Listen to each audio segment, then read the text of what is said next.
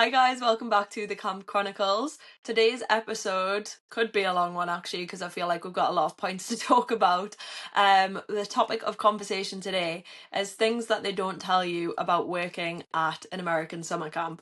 So I found that there was a lot of things that when I got there were totally unexpected. I think nowadays because of social media, a lot of stuff is posted online, like on TikTok, for example. But back in 2022, which it was only 2 years ago, the first summer that we went to camp, there wasn't that much on social media. So we're going to run through a few of the things that we didn't expect the first summer we worked at camp. So let's start right back with orientation. Very first thing, was there anything that you didn't expect when you went for orientation? I kind of expected that there was going to be like a lot of stuff going on and you were meeting a lot of people, but I didn't expect to feel like I needed like to take time away and Mm, like because I felt like you were constantly using a social battery, and even though like the activities were so fun and like think I'm quite a personable person and I like speaking to loads of new people, there were kind of moments where I was kind of like I need some time away, and it's not something they necessarily always talk about, but I think it's so important to take that time during orientation because before you know it, it's like the summer is full throttle and you don't always get a chance to yourself. It's really hard, isn't it, to find the balance? Because obviously when you go orientation, you want to like speak to everyone, you want to stay up. Like, I don't know about you, like on a night after we've done whatever little evening activity we do, everyone just chills on the basketball court, and some people will go up earlier than others. And I have major FOMO, so I always want to stay down as late as possible. But then obviously we've got like the time difference and jet lag to contend with. So then I'm like, actually, no, I really need to go to sleep. So it does get quite tiring quite quick when you're obviously with loads of people all the time. Like you were saying, your social battery can run out quite quick, especially when you're jet lagged and tired. No, I totally agree, but something about orientation is that like they try and make the difficult conversations fun almost. Yeah. Like there is a lot of information that you have to take in during orientation, and the serious stuff is told to you seriously, but they hmm try and do like all of the icebreaker challenges and stuff like that, a way to speak to new people that you wouldn't speak to all the time. So I think that's something really good about camp is that they give you the opportunity to speak to everyone, and I think it's not always something that they tell you that you're going to be mixed with everyone. I think naturally you kind of think you're going to find one group, and that's kind of going to be the group that you stick with, hmm but they don't just put you with one group. You have the opportunity to get to know everybody. I also didn't expect like how easy it would be to talk to everyone as well. I mean, obviously some people the conversation will flow a little bit more naturally with, and you'll find you people that you gravitate towards. But for example, like I didn't expect that it would be as easy to talk to pretty much everyone at camp as it actually was. And like you were saying, they do make orientation fun. Which again, like I knew it would be good, but like I actually love orientation so much. Obviously I love it when the kids arrive, but sometimes like there's a little part of me during orientation was like, wow, if the kids just never came and this was just my life for 7 weeks, this would be amazing. um you were saying about obviously making the serious conversations fun. That's just reminded me there, during one of our sessions, childcare 101, they got all the lead counselors to come up with like a 12 days of Christmas sort of thing, but it was things that you need to remember with childcare basically. So the first day was like about putting sunscreen on, the second day was filling up your bottle of water. I think for the fifth day, rather than it being like 5 gold rings, it was like, I don't want to sing it, it's so stupid. You've got to sing It it was now. like, wear your sneaks, like your sneakers. And Tom, he would, bless him, he was walking down the line and every single thing that was mentioned would do it to him. So I was obviously the first day and mine was about wearing sunscreen. It was like, don't forget to put on sunscreen. I would just spray him with like loads of sunscreen. And then he would work his way down the line. He was getting like buckets of water poured over him. He was getting like stuff through at him. So it is serious conversations, but they do find ways to make it fun, which is nice. Another thing that I found that I needed to pick up quick on during orientation. There's some very like camp specific lingo and camp specific words and like terminology that you don't use anywhere else. Like I didn't really think about things like that. So for example, we've just mentioned about like CITs, which are counselors in training, which are the oldest kids. Then you have JCs, which are the junior counselors, where it's like their first year coming out of being a camper into being a counsellor. Did you have any other sort of bits that you had to try and remember?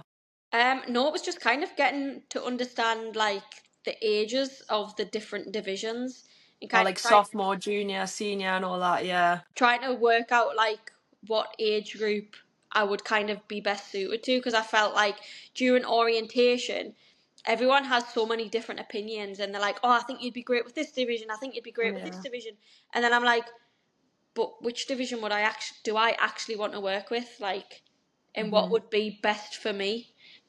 Did you find, I don't know if it was the same for you, but I found when I got to camp, especially returning, and I was kind of speaking to new staff about what age group they wanted to work with and stuff like that. I don't know if it's the same at your camp. You can maybe say like I've got a preference, but you don't choose which bunk you're with. Like head staff will put you with the bunk that they think that you'll be suited to. And I honestly don't think I spoke to any any counsellors that said, of first time counsellors especially, I want to be with the oldest kids or the older girls. Nearly everyone said I want to be with the younger ones or maybe like middle age. No one ever on girls' side says I want to be with the oldest girls. But reverse that on boys' side, nearly every male staff member would said, "Oh, I want to be with the oldest boys," and not very many of them said I want to be with the youngest ones. Was that the same at yours? Yeah, kind of. I feel like every year it changes though. Like one year Mm. they want to be with the oldest, the other year they want to be with the youngest, and I think hmm it's kind of just how like they hire almost. But I find that camp will have someone in mind for you when they hire you, because they're Yeah. not just going to hire loads of people that would be amazing for upper camp. Do you know what I mean? hmm That wouldn't do so great in lower camp. Um, but I find that a lot of the boys, when you're speaking to them, don't want the youngest ones, Mm-mm. especially when people that have had the youngest ones that are returning tell them all the horror stories about the boys and how, like, the things they do and how messy they Yeah. are and accidents they have and stuff like that. It kind of, I think, scares the boys off a lot. Yeah, it does. It puts them off wanting to be with the younger ones. But I think that's something like you should have peace of mind about, is that the people that assign bunks know what they're doing and they've done it for years and they know the kids in every single bunk inside and out, and they 9 times out of 10 are going to place the right counsellor in the right bunk. So that's not something to stress about too much. And then another big thing about orientation, which I just never realised was a thing, and I mean this is also probably a bit of a culture shock, when all the kids' trunks arrive and then you have unpacking day when you have to unpack all the younger kids' trunks. I did not think that was going to be a thing.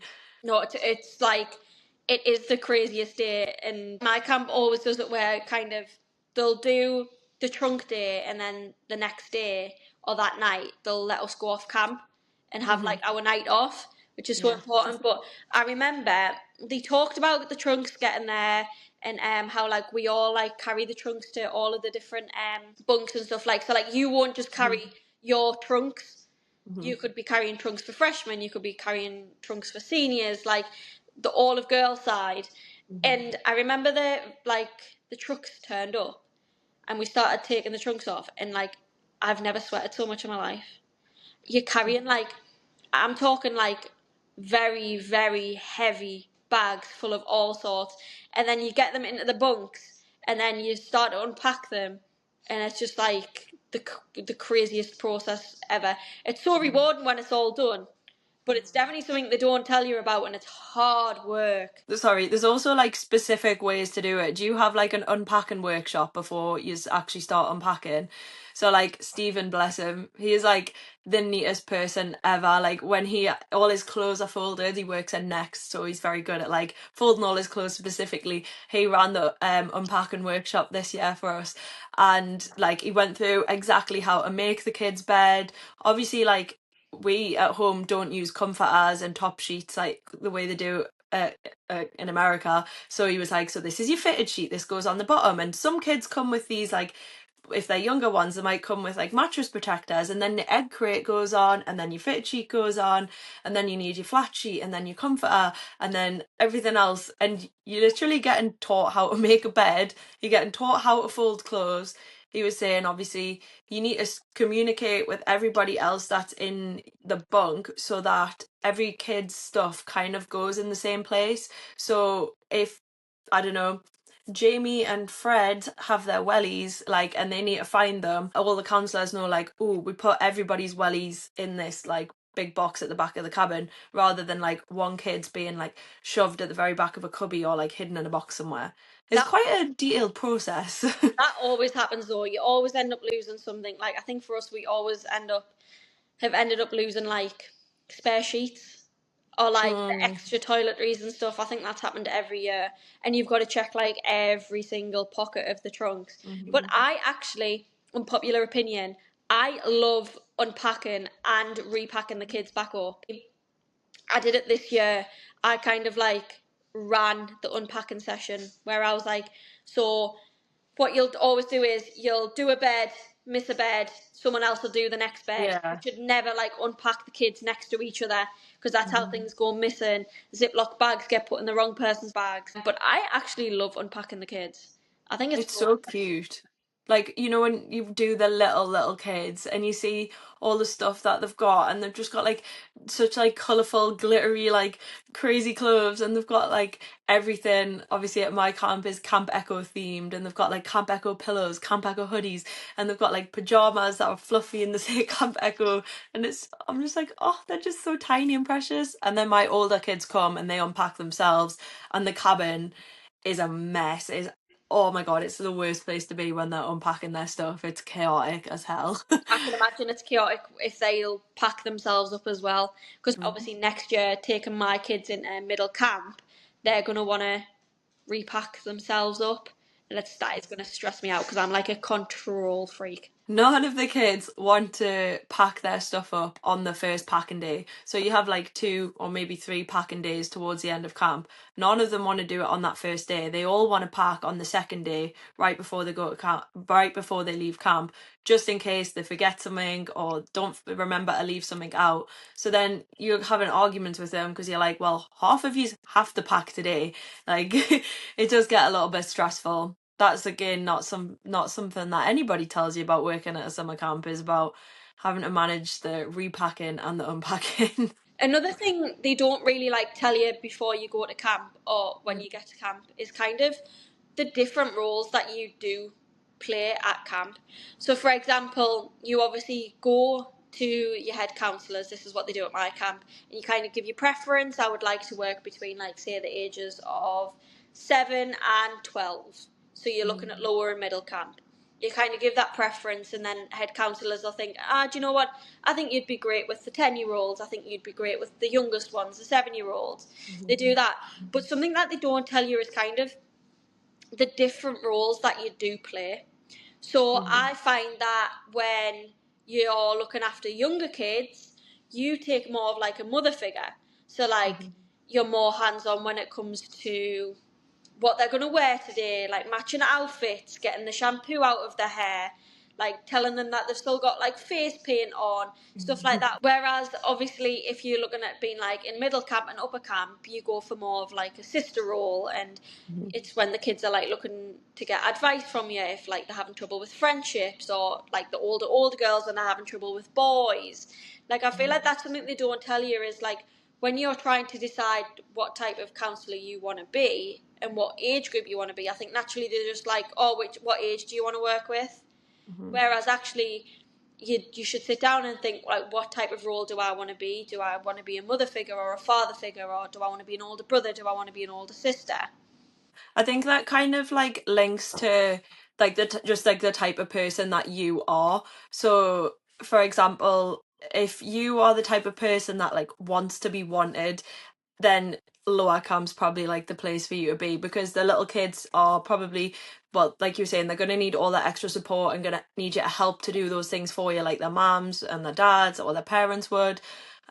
Whereas in upper camp, they don't need you as much. So if you're maybe a little bit more independent, or you don't feel like you necessarily need to have the kids to want you all the time to have a good summer and to feel like you're doing a good job, then upper camp is probably going to be a better place for you. So yeah, like you don't really kind of get told about the differences maybe in the upper and lower camp before you get to camp, and the type of person that would maybe be suited to either or, do they? And then I think that kind of moves you on to when the kids actually arrive. And I Mhm. find that, I don't know if you get this with having the older girls or not, but my kids, like in my first summer, naturally drifted towards like ex campers. So, like the Mhm. ex campers, we call them JCs. And they naturally just kind of like drifted towards them and didn't really give us a chance to start with. So, don't Mhm. be like nervous when this happens, because I know it's like quite a stressful thing thinking like, am I going to make good relationships with my kids? And then like the Mhm. first few days happen, and then like they're naturally just with the ex campers or the returners. I find that they naturally do that because like the likelihood is them JCs have looked after them back home, have babysat for them, because like babysitting is Mhm. such a big thing in America. So naturally, if you're coming into it and it's a new fresh bunk of all new counsellors but with one JC that looked after them, then Mhm. naturally as kids going to go to what they're comfortable with and confident with, and they'll go towards them. And I think it can be quite daunting for new counsellors, and it's something that they don't always talk to you about because they don't want to scare you off. But it is such Yeah. a natural thing when you've got younger kids. Obviously, I haven't had older kids, for that to happen and them kind of be a little bit dismissive at first. I found exactly the same thing. I think, I mean, even as an adult, like you always kind of look for that familiar face, and it's just kind of like a comfort to go to someone that you know already. And it's exactly the same for the kids. It doesn't matter kind of what age they are, they're always going to go A, to their friends first, and then B, to counselors that they already know. And again, like you were saying, it doesn't mean that you're not going to end up developing great relationships with them. It's just that at first, those kids are going to go for what they know, whether that be the JC that used to be their CIT, or whether that just be like any sort of returning staff member. It kind of happens across the board, I feel. Especially I found with the older ones when they first arrive, the older girls, you know, they can be a bit dismissive at first towards counsellors, especially like first time counsellors, like new faces, people they don't know. Just because if you imagine, like, they've been separated from a lot of their friends that they only really get to see at camp for however many months. They go to camp, they see all these friends, all they want to do is like be with them and speak to them. That you are not the top of their priority list. Like, getting to know you as a counsellor and everything you're interested in is not top of their priority list. So again, you kind of, that's not something that you probably think about before going to camp, but it does happen. And again, that's not to put anyone off, like you were saying too. It just, it's the reality of it. The kids are more excited to see their friends than they are to see a brand new random Geordie counsellor that they've never met before in their lives. So it's just the way it works, isn't it? I think also something they do tell you about camp is all the Hmm. activities and like, Hmm. you know, the tournaments that go on. You've got, for us, we've got a basketball tournament, we've got a football tournament, you've got colour Hmm. war, Olympics. But like in terms of events like Colour War, they tell you about it and it's so much fun. But I actually remember in my first summer, something that we weren't told about is how tiring it can be. Of like 4 day constant non-stop activities, you know, Hmm. your division leader can sometimes be dragged away to be a judge, or like usually that's who head staff are. So you're constantly non-stop on the go during Hmm. events, and it's like camp heightened like by 10 times the amount. Hmm. Colour War, like, it is one of my favourite things, but like you were saying, it can be so tiring. Um, Having the oldest kids as well for me this summer, they have like the most involvement with Olympics towards the end. You know, like they've been waiting their whole like camper lives to kind of be involved in creating like the marches and the almas and all that sort of stuff.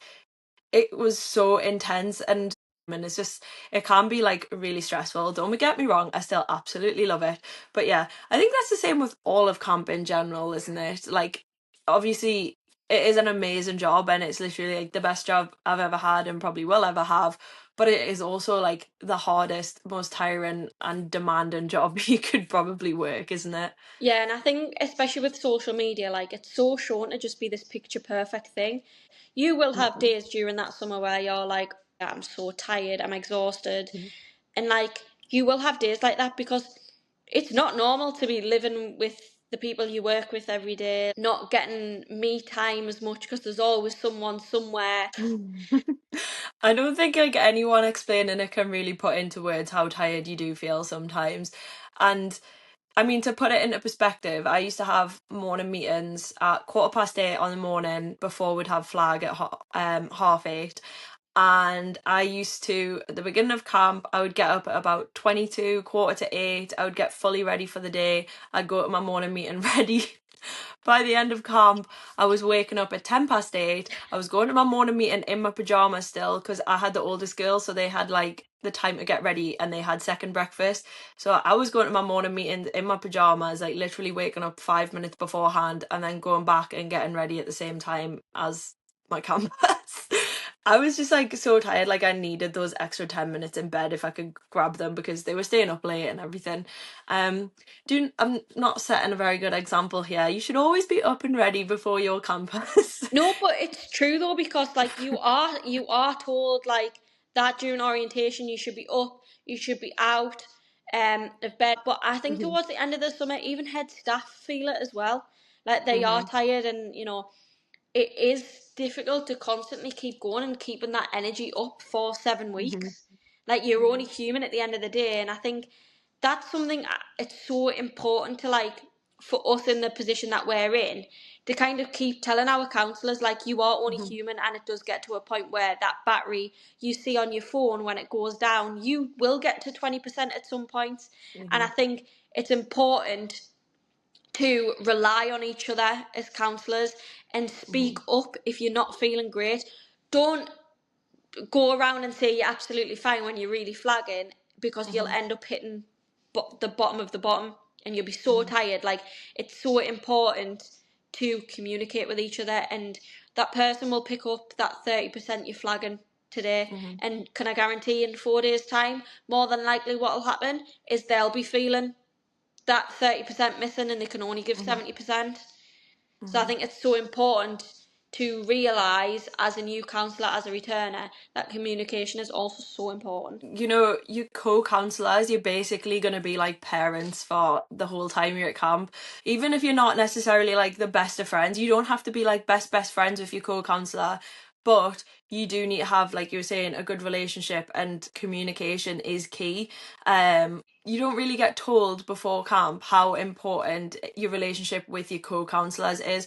Obviously, you get told like it's great, you can make friends with everyone, but you do need to have like that sort of relationship with them where, like you were saying, you can rely on each other, you can kind of pick up each other's slack a little bit sometimes. You need to have like amazing communication. For example, an activity counselor quite often is described as like the parent that goes to work all day and then they come home to the bunk on an evening and they're all happy clappy and the kids are so excited to see them. Whereas sometimes if you're a general counselor, you can kind of feel like a stay-at-home mom or dad because you've been with the kids all day long and the kids are sick of hearing you telling them to do things, that when they see the co-counselors, the activity counselor come in, they're like, oh, fresh face, let's go and suck up to them.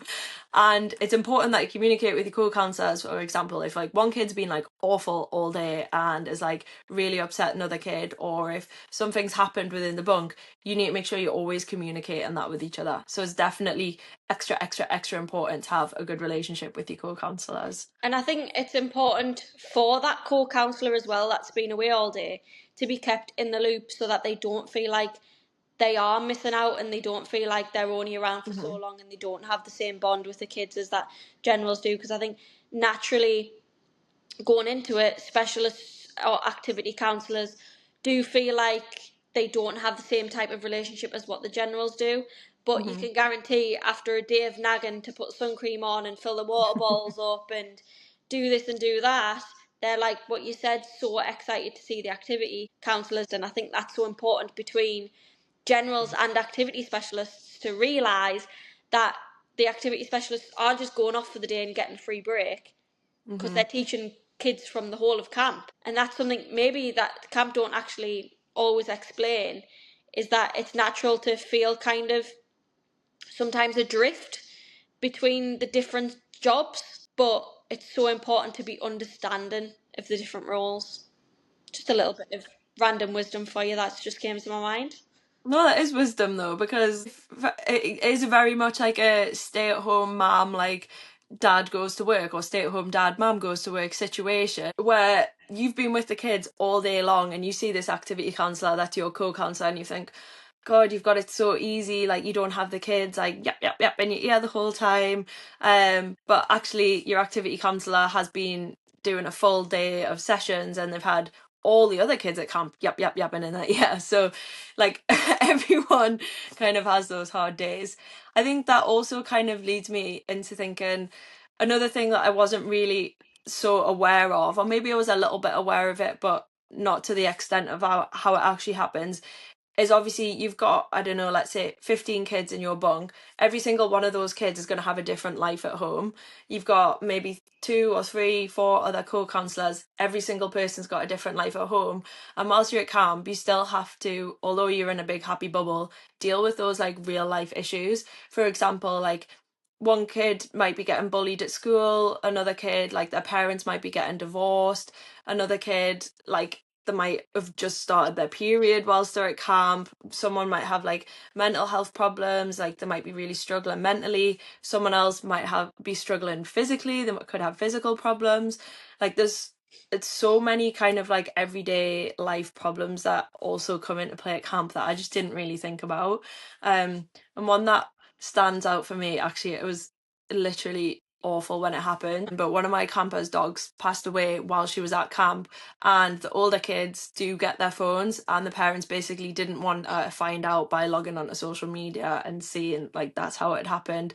So I had to sit in the room when she had a phone call basically telling her that her dog had passed away, and it was just a little puppy, and it was literally awful.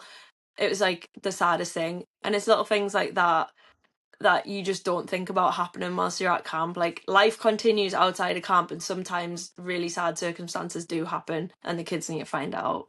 I agree, and also like following on from what you've just said, is like for 7 weeks, you are like a constant in them kids' lives. Hmm. Like at home, you know, their parents might work, they might have an au pair or a nanny, or like they might have a babysitter quite often during the week. And it's like you are for 7 weeks a constant in their lives who gets to be there through everything, through the events, see them change over the 7 weeks. And it's like you're not always necessarily told this, but like for the kids, like your relationship is so important to them. It's actually such an important job, Hmm. isn't it? It is like they could have like a totally chaotic life at home, and like you were saying, like both parents could work. They might be like not seeing them very often and stuff, but then obviously, like you were saying at camp, like you're there pretty much all the time, and like they kind of want sometimes your undivided attention. And as annoying as that sometimes can feel, if you feel like you've got a shadow following you around everywhere, it is also obviously really nice to think like, oh, actually, this kid also values like the relationship that we've got just as much as you like want to be there for them. Yeah. That went so wholesome, didn't it? So if anybody's watching the video, you will notice that we now have a slight change of scenery and we have got an extra special guest in. Would you like to introduce yourself? Hey guys, I'm Lily. So Lily's going to be joining us for the rest of the podcast. The next thing I was going to talk about is obviously you have your relationships that you develop with the kids, but then also you've got like the relationships that you develop with other staff members, and obviously friendships, you get in deep with your friendship so quick. I feel like after knowing someone for a day or two, you feel like you've known them your whole life. And because you're spending so much time with everyone and you have so many conversations and stuff during orientation, you just end up feeling like you've known everyone forever, don't you? Yeah, 100%. Like you'll never have such a close knit bond with anyone else because of the environment that you're in. Yeah, and that also leads me on to another little bit. So you've got your friendships that develop, but then also what they don't tell you is just in the same way that friendships develop, relationships can develop very, very quickly, and it is quite often comparable to being on Love Island. You know, you might only be talking to someone for a day or two, but after 2 days, you might think, God, I'm madly in love with this person. And the kids also pick up on this, by the way. The kids know that there's Love Island games going on between all the counselors. But yeah, has it been the same sort of thing in your experience? Yes, it has. Yeah. Over the past like 3 years, I've seen relationships be like blossom within like 2 days, and the girlfriend and Mm-hmm. boyfriend, because you know Mm-hmm. everything about these people. But then Mm-hmm. also you've got relationships that like seem perfect at camp. Then when they Mm-hmm. come out of it, it's not so perfect, and the camp bubble pops, and Yeah. you kind of see a different side of people, and relationships don't work. And then, but that's what it's like in Love Island. Like you'll think that the most perfect couple ever are in Love Island, and then they come out, and then home lives don't work out for them, and it doesn't work. Or you've got relationships that happen on like Love Island, and then it works out, and like they get married and happily ever after. Mm-hmm. Like it's crazy. And but yes, the question that everybody wants to know is it like Love Island? The answer is yes. Yes. And in my own experience, I've been very lucky because my boyfriend I met at camp, it was a few summers in the making, but like I'm very lucky that I met him at camp. And there's a lot of people that do meet each other at camp, and like you were saying, they have great relationships. Or you have those that are at camp and maybe only last a week or two. Or you've got people that are at camp and they have multiple relations with multiple people over the summer. Those things do happen.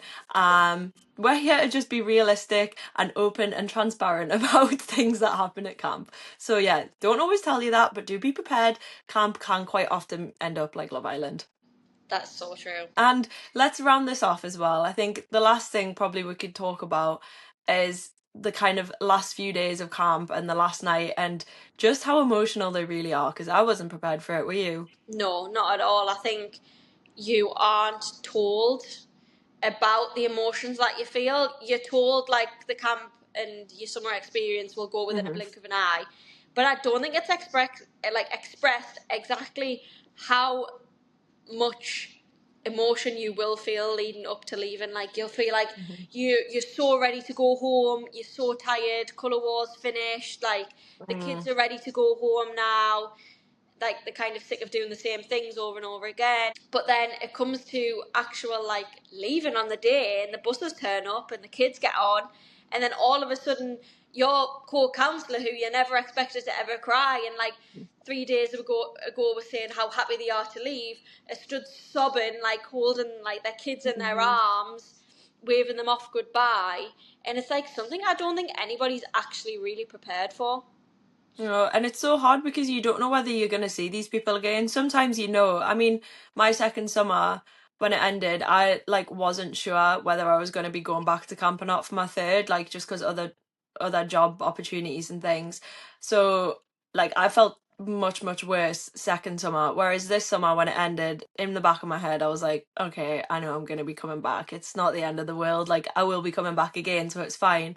But my first summer, oh my God, the tears on that last night were streaming down my face like the whole time. And everybody around you's crying. Like, you've got like the big, massive lads, boys that are there that are sitting, sobbing, They're crying their crying eyes the out. most.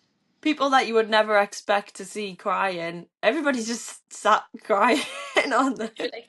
That's it. And then it's the dead silence afterwards when the buses have Hmm. obviously like rolled out, and then everyone's looking around at each other. And then for us, like everyone just starts clapping, and they're like, "Wow, like it's Yeah, we're finished, done. it's done. That's camp It's over with." once the final buses roll out and the last lot of kids leave, it almost feels like you're back at orientation though, because it's all the staff but no kids. And it kind of feels like, did that summer even happen or was it a dream? Like, did it actually really happen or like, is it about to just start? It's a very weird feeling. No, it is, isn't it? But I think this has been like a really fun episode to film. And I do think we've kind Mm. of went off on tangents a couple of times, but it's also a video that we could definitely do a part two to.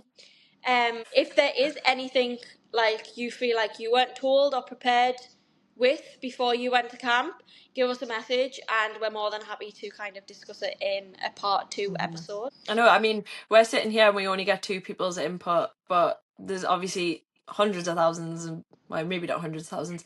There's obviously thousands of people that go and work at summer camp, so I'm sure there's lots of things that we haven't discussed yet that you probably are thinking about. We are really excited for Christmas, aren't we?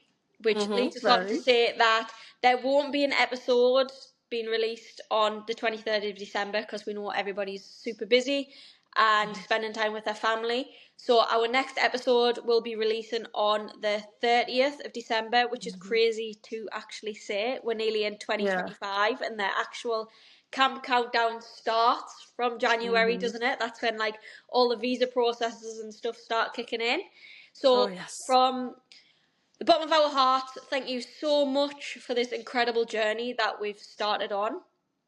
And we hope that you have a lovely Christmas if you celebrate. If you don't celebrate, we hope you have a lovely Happy holiday Hanukkah. period. Happy Hanukkah. Happy whatever else you guys celebrate. We hope you have an amazing time. Tell your loved ones that you love them. Get excited for camp. And we'll see you back on the podcast on the 30th.